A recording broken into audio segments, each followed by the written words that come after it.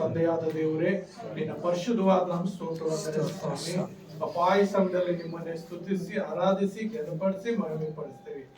ನಮ್ಮೆಲ್ಲರ ಜೀವಿತದ ದೊಡ್ಡ ಕಾರ್ಯ ಮಾಡಿ ದೇವರೇ ನಿನ್ನ ಸ್ತೋತ್ರ. ಇವತ್ತು ವಾಕ್ಯಾಂಶಕ್ಕಾಗಿ ನಾವು ನಿಂತಿರುವಾಗಪ್ಪ ದೇವರಾತ್ಮನೇ ನೀನು ನನ್ನೊಟ್ಟಿಗೆ ಮಾತನಾಡುವುದ, ನಾನು ನಾವೆಲ್ಲರೂ ನಿನ್ನ ಮಾತನ್ನು ಕೇಳಿ ನಿನ್ನ ವಾಕ್ಯಾನುಸಾರವಾಗಿ ನಾವು ಜೀವಿಸುವ ಹಾಗೆ ದೇವರೇ ನೀವು ತಾನೇ ಸಹಾಯ ಮಾಡಿ ಭಯಪಡ ಎಂಬ ವಾಕ್ಯಾಂಶವನ್ನು ನಾವು ಹಿಡಿದು ಮಾತನಾಡಲಿಕ್ಕಿರುವಾಗ ದೇವರೇ ನೀವೇ ಮಾತನಾಡಿ ಯಾವ ರೀತಿ ನಾವು ಧೈರ್ಯವಾಗಿರ್ಬೇಕು ನೀವು ನಮ್ಗೆ ಕಲಿಸ್ಕೊಡ್ಬೇಕೆಂದು ಯೇಸು ನಾಮದ ಪ್ರಾರ್ಥನೆ ತಂದಿ. ದೇವರ ನಾವು ಸ್ತೋತ್ರವಾಗಲಿ. ಯೋವೇಲ ಗ್ರಂಥದಲ್ಲಿ 3ನೇ ಅಧ್ಯಾಯ 10ನೇ ವಚನದಲ್ಲಿ ಒಂದು ಮಾತು ಹೇಳ್ತದೆ. ಯೋವೇಲನ ಗ್ರಂಥ 3ನೇ ಅಧ್ಯಾಯ 10ನೇ ವಚನ ಏನೇನಂತಂದ್ರೆ, ನಿಮ್ಮ ಗುಳಗಳನ್ನು ಕುಲುಮೆಗೆ ಹಾಕಿ ಕತ್ತಿಗಳನ್ನಾಗಿಯೂ ಕುಡುಗೋಲುಗಳನ್ನಾಗಿಯೂ ಭರ್ಜಿಗಳನ್ನಾಗಿಯೂ ಮಾಡಿರಿ, ದುರ್ಬಲನು ಶೂರನೆಂದೆಣಿಸಿಕೊಳ್ಳಲಿ. ಅಂದ್ರೆ ದುರ್ಬಲನು ಶೂರನೆಂದೆಣಿಸಿಕೊಳ್ಳಲಿ ಅಂದ್ರೆ ಇವತ್ತು ವಾಕ್ಯಾಂಶ ಭಯಪಡಬೇಡ ಅಂದ್ರೆ ದೇವರ ವಾಕ್ಯ ಹೇಳ್ತಾರೆ ದುರ್ಬಲನು ಶೂರ ಅಂದ್ರೆ ದುರ್ಬಲನಂದ್ರೆ ನನಗೇನು ಶಕ್ತಿ ಇಲ್ಲ, ನನ್ನ ಕೈಯಲ್ಲಿ ಆಗೋದಿಲ್ಲ, ನಾನು ಜಗಳಕ್ಕೆ ಹೋಗೋಕ್ಕಾಗಲ್ಲ, ಕೆಲಸ ಮಾಡಕ್ಕಾಗಲ್ಲ, ನಾನಾ ರೀತಿ ಸಮಸ್ಯೆಗಳಲ್ಲಿದ್ದೇನೆ, ನಾನು ಬಲಹೀನನಾಗಿದ್ದೀನಿ, ರೋಗದಲ್ಲಿದ್ದೇನೆ, ಶಾಪಗಳಲ್ಲಿದ್ದೇನೆ, ಪಾಪದಲ್ಲಿದ್ದೀನಿ ಅಂತ ಭಯಪಡೋ ಅವಶ್ಯಕತೆ ಇಲ್ಲ. ಯಾಕಂದ್ರೆ ದೇವರು ಸರ್ವಶಕ್ತನು, ಆತನು ಹೇಳ್ತಾ ಇದ್ದಾನೆ ಭಯಪಡಬೇಡ. ಯಾಕಂದ್ರೆ ನಾವು ನೋಡ್ತೀವಿ 23ನೇ ಕೀರ್ತನೆಯಲ್ಲಿ 4ನೇ ವಚನ ಒಂದು ಮಾತು ಹೇಳ್ತದೆ. 23ನೇ ಕೀರ್ತನೆ 4ನೇ ವಚನ ಏನ್ ಹೇಳುತ್ತಂದ್ರೆ,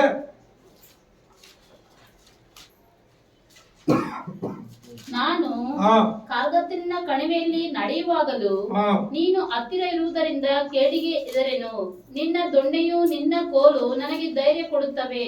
ಆಮೆನ್. ನೋಡ್ರಿ, ನಾನು ಕಾಲ್ಗತ್ತಿನ ಕಣಿವೆಯಲ್ಲಿ ನಡೆಯುವಾಗಲೂ ನೀನು ಹತ್ತಿರವರಿಂದ ಕೇಡಿಗೆ ಹೆದರೆನು, ನಿನ್ನ ದೊಣ್ಣೆಯು ನಿನ್ನ ಕೋಲು ನನಗೆ ಧೈರ್ಯ ಕೊಡುತ್ತವೆ. ಪ್ರಿಯ ನನ್ನ ಸಹೋದರರೇ, ಈ ವಾಕ್ಯಾನುಸಾರವಾಗಿ ಒಂದೂರಲ್ಲಿ ಒಬ್ಬ ವ್ಯಕ್ತಿ ಇರ್ತಾನೆ.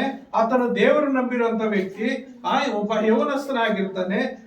ಒಂದು ಸಮಯ ಏನಾಗುವಂತೆ ತನ್ನ ಸಂಬಂಧಿಗಳು ಒಂದು ಪಕ್ಕ ಊರಲ್ಲಿದ್ದಾರೆ. ಆ ಪಕ್ಕ ಊರು ಹೋಗಿ ಅವ್ರನ್ನ ಭೇಟಿ ಆಗ್ಬೇಕು, ಅವ್ರನ್ನ ಮಾತಾಡ್ಸ್ಕೊಂಡು ಬರ್ಬೇಕು, ಒಂದು ಸ್ನೇಹ ಸಂಬಂಧ ಬೆಳೆಸ್ಕೊಂಡು ಬರ್ಬೇಕು, ಕಷ್ಟ ಸುಖಗಳು ಹಂಚ್ಕೊಂಡು ಬರ್ಬೇಕು ಅಂತೇಳಿ ಆಸೆ ಪಡ್ತಾರೆ. ಆಸೆ ಪಡ್ಬೇಕಾದ್ರೆ ಆ ಊರು ಏನಾಗುತ್ತಂದ್ರೆ, ಆ ಊರಿಗೂ ಈ ಊರಿಗೂ ಒಂದು ಮಧ್ಯದಲ್ಲಿ ಒಂದು ಬೆಟ್ಟ ಇರ್ತದೆ.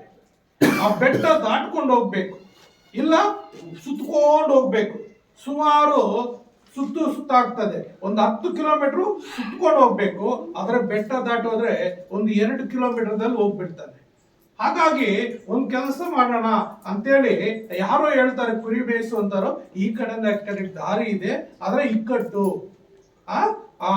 ದೊಡ್ಡ ಬೆಟ್ಟ, ಏನೋ ಹಳ್ಳ ಜಾಸ್ತಿ ಇದೆ, ಒಂದು ಏನೋ ಹಾಳ. ಆ ಬೆಟ್ಟದ ಪಕ್ಕದಲ್ಲಿ ಒಂದು ಕಣಿವೆ ತುಂಬಾ ಆಳವಾಗಿದೆ. ಅಕಸ್ಮಾತ್ ಏನಾದ್ರೆ ಕಾಲ್ಚಾರ ಯಾರನ್ನ ಬಿದ್ದರೆ ಅದು ಎಲ್ಲಿ ಹೋಗಿ ಬಿಡ್ತಾರೋ, ಎಲ್ಲಿ ಬಿದ್ದಿರ್ತಾರೋ ಗೊತ್ತಾಗೋದಿಲ್ಲ, ಅಷ್ಟು ಆಳ ಇದೆ.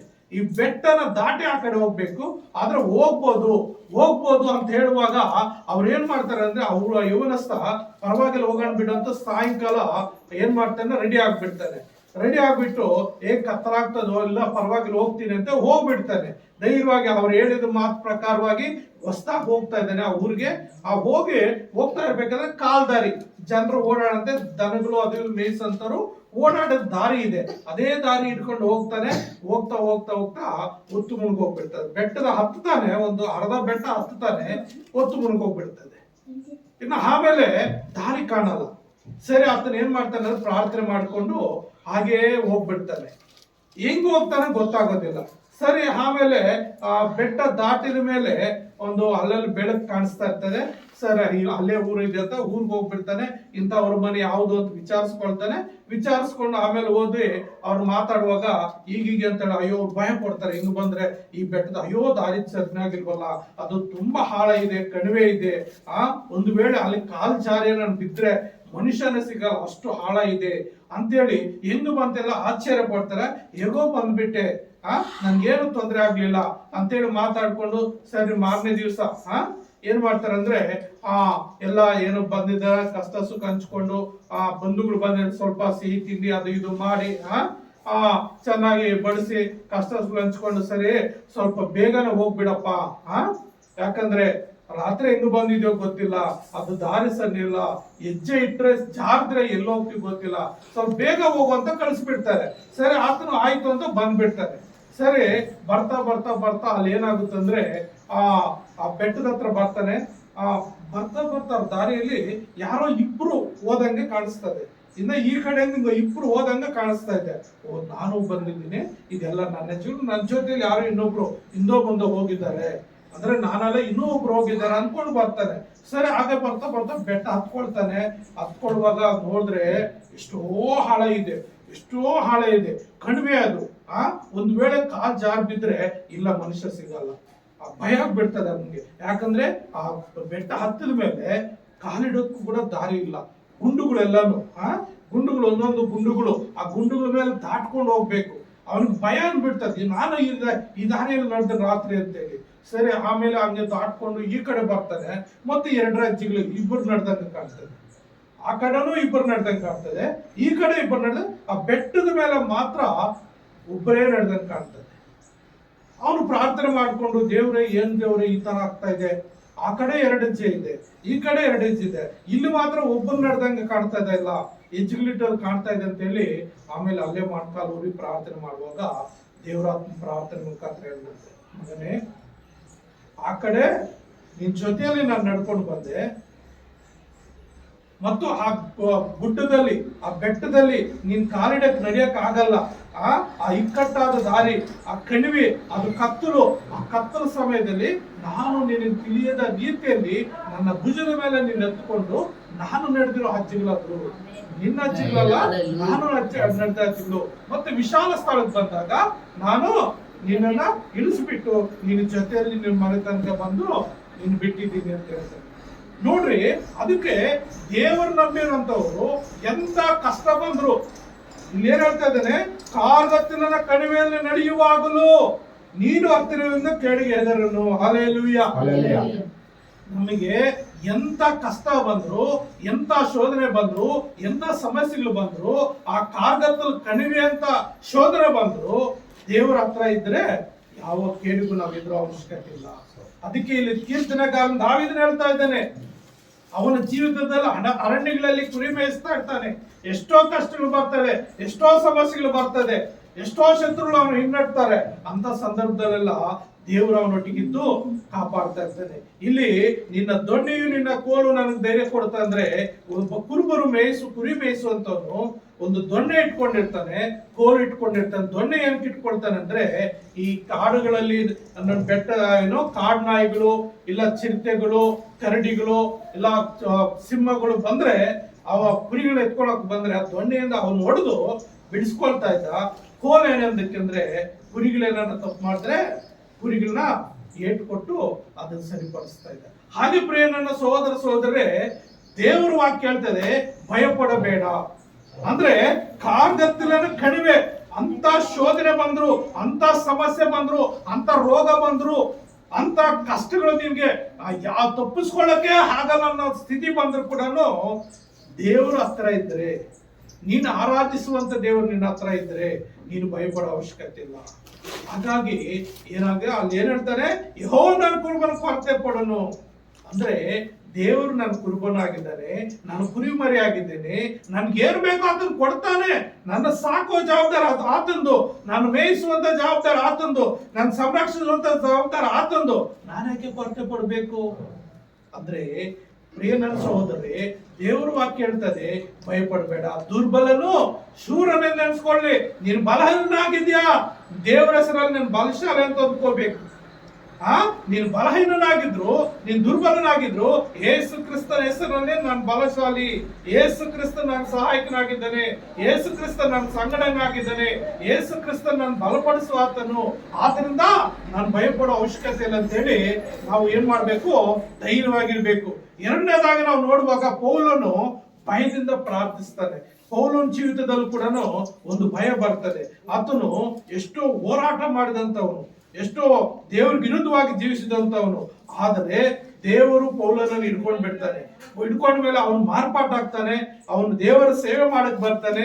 ದೇವರ ಸೇವೆ ಮಾಡುವಾಗ ಅವನಿಗೆ ಒಂದು ಶೋಧನೆ ಆಗ್ತದೆ. ಏನಂದ್ರೆ, ಅವನು ಬಲವಾದ ಸೇವೆ ಮಾಡ್ತಾ ಇರ್ತಾನೆ, ದೇವರ ಸೇವೆ. ಬಲವಾಗಿ ಸೇವೆ ಮಾಡ್ತಾ ಇರ್ತಾನೆ, ನಾನಾ ಹಿಂಸೆಗಳು ಅನುಭವಿಸ್ತಾನೆ.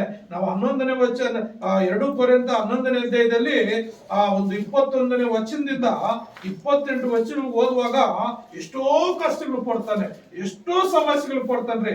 ಎಷ್ಟು ಕಷ್ಟಗಳು ಅಂದ್ರೆ ಅಲ್ಲಿ ಓದುವಾಗ ನೋಡ್ರಿ 23ನೇ ವಚನದಿಂದ ನಾನೇ ಓದ್ತೀನಿ. ಅವರು ಕ್ರಿಸ್ತನ ಸೇವಕರು, ಅವರಿಗಿಂತ ನಾನು ಹೆಚ್ಚಾಗಿ ಸೇವೆ ಮಾಡುವನಾಗಿದ್ದೇನೆ. ಬುದ್ಧಿ ಸ್ವಾಧೀನವಿಲ್ಲದವನಾಗಿ ಮಾತಾಡುತ್ತೇನೆ. ಆತನ ಸೇವೆಯಲ್ಲಿ ಅವರಿಗಿಂತ ಹೆಚ್ಚಾಗಿ ಪ್ರಯಾಸಪಟ್ಟೆನು, ಹೆಚ್ಚಾಗಿ ಸೆರೆಮನೆಯೊಳಗೆ ಬಿದ್ದೆನು, ಮಿತಿ ಮೀರಿ ಪೆಟ್ಟುಗಳನ್ನು ತಿಂದೆನು, ಅನೇಕ ಸಾರಿ ಮರಣದ ಬಾಯಳಕ್ಕೆ ಸಿಕ್ಕಿಕೊಂಡೆನು. 5 ಸಾರಿ ಯಹೂದ್ಯರಿಂದ ನನಗೆ ಒಂದು ಕಡಿಮೆ 40 ಏಟುಗಳು ಬಿದ್ದವು. 3 ಸಾರಿ ಸರ್ಕಾರದವರು ಚೆಡಿಗಳಿಂದ ನನ್ನನ್ನು ಒಡಿಸಿದರು. 1 ಸಾರಿ ಜನರು ನನ್ನನ್ನು ಕೊಲ್ಲುವುದಕ್ಕೆ ಕಲಿಸಿದರು. 3 ಸಾರಿ ನಾನಿಂದ ಹಡಗು ಒಡೆದು ಹೋಯಿತು. 1 ಸಾರಿ ಒಂದು ರಾತ್ರಿ ಒಂದು ಹಗಲು ಸಮುದ್ರ ನೀರಿನಲ್ಲಿ ಕಳೆದೆನು. ಆತನ ಸೇವೆಯಲ್ಲಿ ಎಷ್ಟೋ ಪ್ರಯಾಣಗಳನ್ನು ಮಾಡಿದೆನು. ನದಿಗಳ ಅಪಾಯಗಳು, ಕಳ್ಳರ ಅಪಾಯಗಳು, ಸ್ವಂತ ಜನರಿಂದ ಅಪಾಯಗಳು, ಅನ್ಯ ಜನರಿಂದ ಅಪಾಯಗಳು, ಪಟ್ಟಣದಲ್ಲಿ ಅಪಾಯಗಳು, ಕಾಡಿನಲ್ಲಿ ಅಪಾಯಗಳು, ಸಮುದ್ರದಲ್ಲಿ ಅಪಾಯಗಳು, ಸುಳ್ಳು ಸಹೋದರಗಳ ಅಪಾಯಗಳು ನನಗೆ ಸಂಭವಿಸಿದವು. ಪ್ರಯಾಸ ಪರಿಶ್ರಮಗಳಿಂದ ಕೆಲಸ ನಡೆಸಿ ಅನೇಕ ಸಾರಿ ನಿದ್ದೆಗೆಟ್ಟು ಹಸಿವೆ ಬಾಯಾರಿಕೆಗಳನ್ನು ಪಟ್ಟು ಅನೇಕ ಸಾರಿ ಉಪವಾಸವಾಗಿ ಚಳಿಯಲ್ಲಿ ವಸ್ತ್ರವಿಲ್ಲದೆಯೂ ಇದ್ದು ಆತನನ್ನು ಸೇವಿಸಿದ್ದೇನೆ. ಅಂದ್ರೆ ಇಷ್ಟು ಕಷ್ಟಪಟ್ಟಿದ್ದೇನೆ. ಯೇಸು ಸ್ವಾಮಿ 1 ಸಾರಿ 1 ಕಮ್ಮಿ 47 ತಿಂತಾರೆ, ಆದ್ರೆ ಪೌಲನ 5 ಸಾರಿ ತಿಂತಾನೆ. ಅಷ್ಟು ಶ್ರಮೆ ಪಟ್ಟಿದ್ದಾನೆ ಯೇಸು ಸ್ವಾಮಿಗಾಗಿ.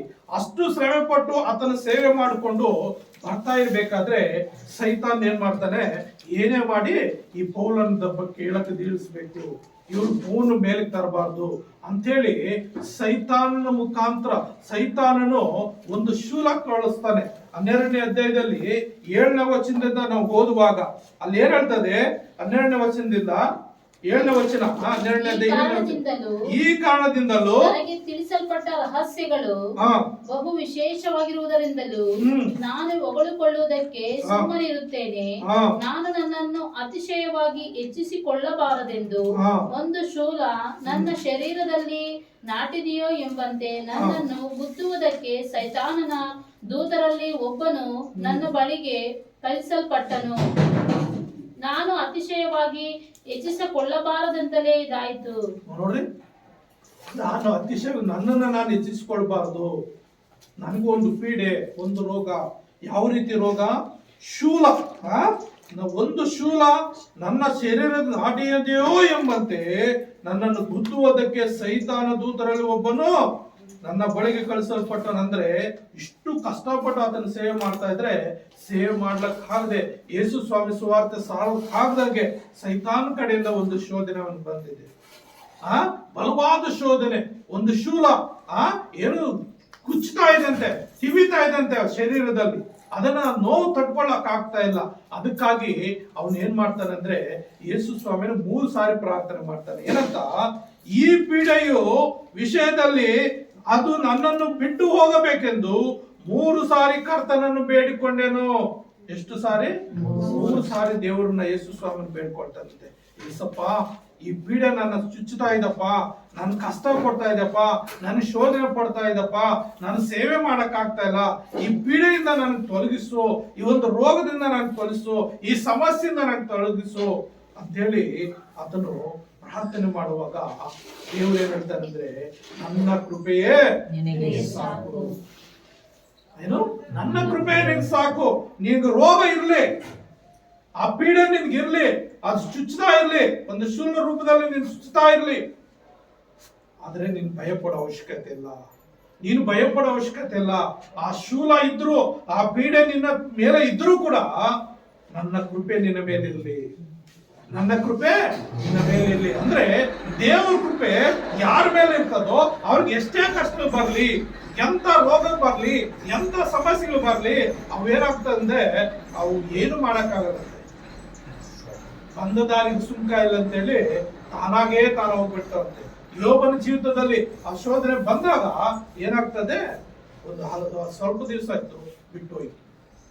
ಹಾಗೆ ಈ ಪೌಲನ ಜೀವಿತದಲ್ಲಿ ಆ ಒಂದು ಪೀಡೆಯ ವಿಷಯದಲ್ಲಿ ಪೌಲನು 3 ಸಾರಿ ಪ್ರಾರ್ಥನೆ ಮಾಡುವಾಗ ಆ ಪೌಲನಿಗೆ ದೇವ್ರ ಉತ್ತರ ಏನ್ ಕೊಡ್ತಾ ಇದ್ದಾನೆ, ಅದಕ್ಕಾತನು ನನ್ನ ಕೃಪೆ ನಿನಗೆ ಸಾಕು, ಬಲಹೀನತೆಯಲ್ಲಿ ಬಲವು ಪೂರ್ಣ ಸಾಧಕವಾಗುತ್ತದೆ. ಹಲ್ಲೆಲೂಯಾ. ನೀನು ಯಾವಾಗ ಬಲಹೀನತೆಯಾಗಿರ್ತೀಯೋ ಆವಾಗ ಬಲ ಪೂರ್ಣ ಸಾಧಕವಾಗ್ತದೆ. ಆ ದೇವರ ಬಲ ನಿನ್ನಲ್ಲಿದ್ದು ನೀನು ಬಲಹೀನನಾಗಿದ್ರು ದೇವರ ಶಕ್ತಿ, ದೇವರ ಬಲ ನಿನ್ನಲ್ಲಿದ್ದು ಅದು ಪೂರ್ಣ ಸಾಧಕವಾಗ್ತದೆ. ಆ ಕಾರ್ಯವನ್ನು ನೆರವೇರಿಸ್ತದೆ. ನೀನು ನಶಿಸಿ ಹೋಗೋದಿಲ್ಲ, ನೀನು ಸಾಯುವುದಿಲ್ಲ. ಆ ಪೀಡೆ ನೀನು ಏನು ಮಾಡಲ್ಲ. ನಿನಗೆ ಎಷ್ಟು ಆಯಸ್ಸು ಇರ್ತದೋ ಅಷ್ಟು ಆಯಸ್ಸು ನಾನು ಕೊಡ್ತೀನಿ. ಏನಾಗ್ತದೆ, ಬಲಹೀನತೆಯಲ್ಲಿ ಬಲ ಪೂರ್ಣ ಸಾಧಕವಾಗ್ತದೆ ಎಂದು ನನಗೆ ಹೇಳಿದ್ದಾನೆ. ಹೀಗಿರಲಾಗಿ ಕ್ರಿಸ್ತನ ಬಲವು ನನ್ನಲ್ಲಿ ನೆಲೆಸಿಕೊಂಡಿರಬೇಕೆಂದು ನನಗುಂಟಾಗುವ ನಿರ್ಬಲಾವಸ್ಥೆಗಳ ವಿಷಯದಲ್ಲಿ ಬಹು ಸಂತೋಷವಾಗಿ ಹೆಚ್ಚಳ ಪಡುವನು. ಹಲ್ಲೆಲೂಯಾ. ಬಹು ಸಂತೋಷವಾಗಿ ಹೆಚ್ಚಳ ಪಡ್ತೀನಿ ಅಂತ ಹೇಳ್ತಾ ಇದ್ದಾನೆ. ಅಂದ್ರೆ ರೋಗ ಬಂದ್ರೂ ಚಿಂತೆ ಇಲ್ಲ, ಕಷ್ಟ ಬಂದ್ರು ಚಿಂತೆ ಇಲ್ಲ, ಸಮಸ್ಯೆಗಳು ಬಂದರೂ ಚಿಂತೆ ಇಲ್ಲ. ನನ್ನಲ್ಲಿರುವ ಆತನು ದೊಡ್ಡವನು. ಈ ಲೋಕದಲ್ಲಿರುವವನಿಗಿಂತ ನನ್ನಲ್ಲಿರುವಂತ ನನ್ನ ಯೇಸು ದೊಡ್ಡವನು ಎಂಬುದಾಗಿ ಹೇಳ್ತಾ ಇದ್ದಾನೆ. ಆದ್ರಿಂದ ಪ್ರಿಯ ನನ್ನ ಸಹೋದರರೇ, ಭಯಪಡಬೇಡ, ನಾನು ನಿನ್ನೊಂದಿಗೆ ಇರ್ತೇನೆ. ಪೌಲನ ಜೊತೆಯಲ್ಲಿದ್ದಂತ ನಾನು ನಿನ್ನೊಟ್ಟಿಗೆ ಇರ್ತೇನೆ. ದಾವೀದನನ್ನು ಕಾಪಾಡಿದಂತ ನಾನು ನಿನ್ನ ಜೊತೆಯಲ್ಲಿರ್ತೇನೆ. ಮೋಶೆಯನ್ನು ನಡೆಸಿದ ನಾನು ನಿನ್ನ ಜೊತೆಯಲ್ಲಿರ್ತೇನೆ. ದಾನಿಯೇಲನ ಸಿಂಹ ಗವಿಯಿಂದ ಬಿಡಿಸಿದ ನಾನು ನಿನ್ನ ಜೊತೆಯಲ್ಲಿರ್ತೀನಿ. ನಿನ್ಗೆ ಯಾವಾಗ ಭಯ ಪಡ್ತದೋ ಅವಾಗ ನೀನು ಭಯ ಪಡಬೇಡ, ನಾನು ನಿನ್ನ ಜೊತೆಯಲ್ಲಿರ್ತೀನಿ. ಆದ್ರಿಂದ ಪ್ರಿಯ ನನ್ನ ಸಹೋದರರೇ, ಕಷ್ಟಗಳು ಬರ್ತದ್ರಿ, ಸಮಸ್ಯೆಗಳು ಬರ್ತದ್ರಿ, ಆದ್ರೆ ನಾವು ಭಯಪಡೋ ಅವಶ್ಯಕತೆ ಇಲ್ಲ. ಯಾಕಂದ್ರೆ ನಮ್ಮಲ್ಲಿರುವ ಆತನು ದೊಡ್ಡವನು. ಆತನು ಯಾರಾಗಿದ್ದಾನೆ? ಯೇಸು ಕ್ರಿಸ್ತನಾಗಿದ್ದಾನೆ. ಆದ್ರಿಂದ ಪ್ರಿಯ ನನ್ನ ಸಹೋದರರೇ, ಅಲ್ಲಿ ನಾವು ನೋಡುತ್ತೇವೆ ಯೆಶಾಯ 43ನೇ ಅಧ್ಯಾಯದಲ್ಲಿ 2ನೇ ವಚನ ಒಂದು ಮಾತು ಹೇಳ್ತದೆ. ಯೆಶಾಯ 43:2 ಏನ್ ಹೇಳುತ್ತಂದ್ರೆ, ಇವನು ಕೂಗಾಡುವುದಿಲ್ಲ. ಯೆಶಾಯ 43:2ನೇ ವಚನ, ನೀನು ಜಲರಾಶಿಯನ್ನು ಹಾದು ಹೋಗುವಾಗ ನಾನು ನಿನ್ನ ಸಂಗಡ ಇರುವೆನು, ನದಿಗಳನ್ನು ದಾಟುವಾಗ ಅವು ನಿನ್ನನ್ನು ಮುಳುಗಿಸವು, ಉರಿಯಲ್ಲಿ ನಡೆಯುವಾಗಲೂ ನೀನು ಕಂದದಿರುವಿ, ಜ್ವಾಲೆ ನಿನ್ನನ್ನು ದಹಿಸೋದು. ಹಲ್ಲೆಲೂಯಾ. ನೋಡ್ರಿ, ನೀನು ಜಲರಾಶಿಯನ್ನು ಹಾದು ಹೋಗುವಾಗ ನಾನು ನಿನ್ನ ಸಂಗಡ ಇರುವೆನು ಅಂದ್ರೆ ಸಮುದ್ರದಲ್ಲಿ ನೀನು ಆ ನದಿಗಳಲ್ಲಿ ನೀನ್ ದಾಟುವಾಗ ನಾನು ನಿನ್ ಜೊತೆಯಲ್ಲಿ ಇರ್ತೀನಿ. ನದಿಗಳನ್ನು ದಾಟುವಾಗ ಅವು ನಿನ್ನ ಮುಳುಗಿಸಲ್ಲ, ಯಾಕೆಂದ್ರೆ ನಾನೇ ನಿನ್ನ ನೆತ್ತಿ ನಡೆಸ್ತೇನೆ. ಆ ಕಾಡನ್ನು ಕಣಿವೆಯಲ್ಲಿ ಆ ವ್ಯಕ್ತಿಯನ್ನ ಯಾವ ರೀತಿ ತನ್ನ ಭುಜದ ಮೇಲೆ ಎತ್ಕೊಂಡು ಹೋಗಿ ನಡೆಸಿ ಆ ದಡ ಸೇರಿಸಿದನು, ಅದೇ ರೀತಿಯಲ್ಲಿ ನದಿಗಳಲ್ಲಿ ನಾವು ಮುಳುಗುವಂತ ಸಮಯದಲ್ಲಿ ಆತನ ಗಾಯವಾದ ಹಸ್ತವನ್ನು ನಮಗೆ ಚಾಚಿ ನಮ್ಗೆ ತಿಳಿಯದ ರೀತಿಯಲ್ಲಿ ನಮ್ಮ ಪಾದಗಳು ಅಲ್ಲಿ ಮುಳುಗು ಹೋಗದಂತೆ ಅವನ ಮೇಲೆ ಕೆತ್ತಿ ದಾಟಿಸುವಂತನಾಗಿದ್ದಾನೆ. ಮತ್ತೆ ಉರಿಯಲ್ಲಿ ನಡೆಯುವಾಗಲೂ ನೀನು ಕಂದದಿರುವೆ, ಜ್ವಾಲೆಯನ್ನು ದಹಿಸೋದು ಅಂದ್ರೆ ಬೆಂಕಿ ನಿನ್ನ ಸುಟ್ಟಾಕೋದಿಲ್ಲ, ನಿನ್ನ ನಾಶ ಮಾಡೋದಿಲ್ಲ. ಯಾಕಂದ್ರೆ ನಾನು ನಿನ್ನೊಂದಿಗಿದ್ದೇನೆ. ನಾನು ನಿನ್ನ ನಡೆಸುವಂತ ದೇವರು, ನಾನು ನಿನ್ನ ತಾಯಿ ಗರ್ಭದಲ್ಲಿ ಸೃಷ್ಟಿಸಿದಂತ ದೇವರು, ನಾನು ನಿನ್ನನ್ನು ಪೋಷಿಸುವಂತ ದೇವರು, ನಾನು ನಿನ್ನ ಆಧರಿಸಿ ಸಂತೈಸುವಂತ ದೇವರು. ಅದನ್ನು ಪ್ರಿಯ ನನ್ನ ಮಗಳೇ, ನನ್ನ ಮಗನೇ, ನೀನು ಭಯಪಡಬೇಡ, ನಾನು ನಿನ್ನೊಂದಿಗೆ ಇರ್ತೀನಿ ಅಂತ ಹೇಳಿ ಆತನ ಹೇಳುವ ಆತನಾಗಿದ್ದಾನೆ. ಅದಕ್ಕಾಗಿ ಅಲ್ಲಿ ಏನ್ ಹೇಳ್ತಾ ಇದ್ದಾನೆ, ನೋಡ್ರಿ 34ನೇ ಕೀರ್ತನೆ 4ನೇ ವಚನ ಏನ್ ಹೇಳ್ತಾ ಇದೆ ಅಂದ್ರೆ, ನಾನು ಯೆಹೋವನ ಸನ್ನಿಧಿಯಲ್ಲಿ ಬೇಡಿಕೊಳ್ಳಲು ಆತನು ಸ್ವತಂತ್ರವನ್ನು ಕೊಟ್ಟು ಎಲ್ಲಾ ಭೀತಿಯಿಂದ ನನ್ನನ್ನು ತಪ್ಪಿಸಿದನು. ಹಲ್ಲೆಲೂಯಾ. ನಾನು ಯೆಹೋವನ ಸನ್ನಿಧಿಯಲ್ಲಿ ಬೇಡ್ಕೊಂಡು, ನೀನು ಯೆಹೋವನ ಸನ್ನಿಧಿಯಲ್ಲಿ ಬೇಡ್ಕೊಂಡ್ರೆ ಆತನ ಏನ್ ಮಾಡ್ತಾನೆ, ನಿನಗೆ ಸ್ವತಂತ್ರವನ್ನು ಕೊಟ್ಟು ಎಲ್ಲಾ ಭೀತಿಯಿಂದ ತಪ್ಪಿಸ್ತಾನೆ, ಎಲ್ಲಾ ಭೀತಿಯಿಂದ ಬಿಡುಗಡೆಸ್ಕೊಡ್ತಾನೆ. ಅಂತ ದೇವಾದಿ ದೇವರು ನಿನ್ನ ಪರವಾಗಿ ನನ್ನ ಪರವಾಗಿರುವಾಗ ಆತನು ಏನು ಮಾಡಕ್ ಆಗಲ್ರಿ, ಆತನ ನಿನ್ನ ಏನು ಮಾಡ್ಲಿಕ್ಕೆ ಸಾಧ್ಯ ಇಲ್ರಿ. ಹಾಗಾಗಿ ನೀನೇನ್ ಮಾಡ್ಬೇಕು, ನಿನ್ನ ಜೀವಿತದಲ್ಲಿ ಭಯಪಡಬಾರದು. ಯಾಕೆಂದ್ರೆ ದೇವರು ನಿನಗೆ ಹೇಳ್ತಾ ಇದ್ದಾನೆ, ಆ ಯೇಸು ಕ್ರಿಸ್ತ ನಿನ್ಗೆ ಹೇಳ್ತಾ ಇದ್ದಾನೆ, ನಾನು ನಿನ್ನೊಂದಿಗಿದ್ದೇನೆ, ನೀನು ಭಯಪಡಬೇಡ. ನಿನ್ನ ಕಷ್ಟ ಬಂತ, ನಿನ್ನ ಬಾಧೆ ಬಂತ, ನಿನ್ನ ಶೋಧನೆ ಬಂತ, ನಾನು ಪ್ರಾರ್ಥನೆ ಮಾಡು, ನಾನು ನಿನ್ನ ಬಿಡಿಸ್ತೇನೆ, ನಾನು ನಿನ್ನ ಕಾಪಾಡ್ತೇನೆ ಅಂತಾನೆ. ಅಂತ ದೇವಾದಿ ದೇವನಿಗೆ ಮಹಿಮೆ ಉಂಟಾಗಲಿ. ಮತ್ತ 7:7 ಹೇಳ್ತಾರೆ, ಬೇಡಿಕೊಳ್ಳ್ರೆ ನಿಮ್ಗೆ ದೊರೆಯುವುದು. ಅಂದ್ರೆ ನಿನ್ಗೆ ಏನ್ ಅಗತ್ಯ ಇದೆಯೋ ಅದು ದೇವರ ಹತ್ರ ಬೇಡಿಕೊ. ನಿನಗೆ ಏನ್ ಅಗತ್ಯ ಇದೆ ಅದು ದೇವರ ಹತ್ರ ಬೇಡ್ಕೋ, ಆತನ ಏನ್ ಮಾಡ್ತಾನೆ ನಿನಗೆ ದೊರಕಿಸ್ಕೊಡ್ತಾನೆ.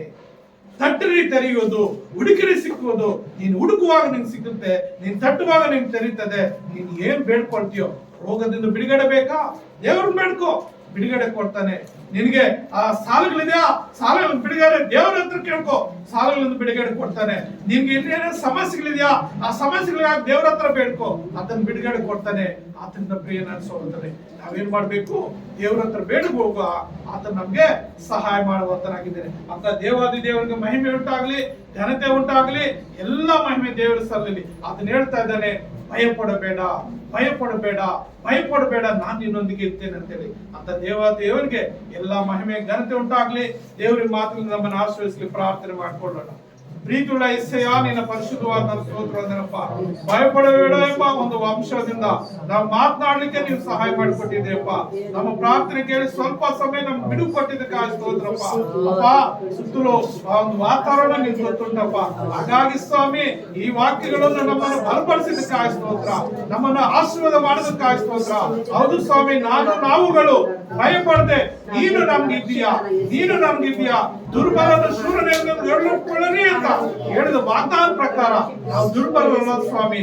ಲೋಕದಲ್ಲಿ ಇರುವವರಿಗಿಂತ ನಮ್ಮಲ್ಲಿರುವಂತ ದೊಡ್ಡವರು ನೀನೆಂಬುದಾಗಿ ನಾವು ನಂಬಿ ನಿನ್ನ ಒಂದು ಮಾರ್ಗದಲ್ಲಿ ನಾವು ಜೀವಿಸುವಂತೆ, ಧೈರ್ಯವಾಗಿ ಜೀವಿಸುವಂತೆ ಅಪ್ಪ, ನೀನೇ ನಮ್ಗೆ ಬಲವು, ಕೋಟೆ, ಗುರಾಣಿ ಎಂಬುದಾಗಿ ನಾವು ಜೀವಿಸುವಾಗೆ ದೇವರೇ, ನೀವು ತಾನೇ ಸಹಾಯ ಮಾತುಗಳು ಕೇಳುವಂತ ಎಲ್ಲ ಮಕ್ಕಳನ್ನು ಆಶ್ರಯಿಸಿ, ಅವ್ರ ಜೀವಿತದಲ್ಲಿ ಭಯ ಇದ್ರೆ ಎಲ್ಲ ಭಯ ಭೀತಿಗಳಿಂದ ತೆಗೆದಾಕಿ ಸ್ವಾಮಿ, ಎಲ್ಲ ಪಿಡಿ ಪಿಚಾಚಿಗಳನ್ನು ತೆಗೆದಾಕಿ ಸ್ವಾಮಿ. ಬಿಡುಗಡೆ ಕೊಟ್ಟು ನೀವೇ ಆಶೀರ್ವಾದ ಮಾಡಬೇಕೆಂದು ನಜರೇತಿನ ಯೇಸುವಿನ ನಾಮದಲ್ಲಿ ಪ್ರಾರ್ಥಿಸುತ್ತೇನೆ ತಂದೆ. Amen, amen, amen.